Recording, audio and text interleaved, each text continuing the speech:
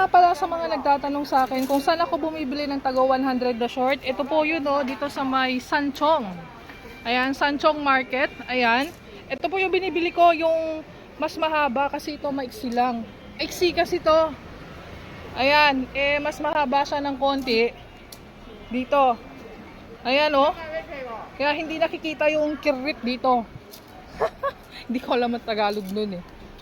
Ilocano kasi ako. Ayan, oh, ang gaganda. Malaki.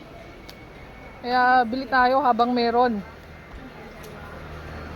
Ayan. Ayan, kunin na natin yung tatlo kasi summer ngayon, kailangan ko din ng short. Ayan. Oh, 'di ba? Tatlong klase. Oh. May short na ako pang bahay, Diyos ko mio.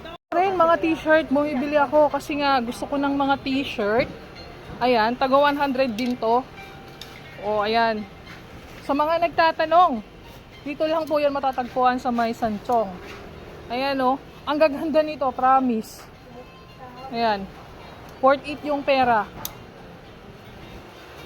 Ayan. O, diba? Ayoko ng maliliit. Kitang-kita yung pan. Ayan, oh. Ang ganda, promise. Oh.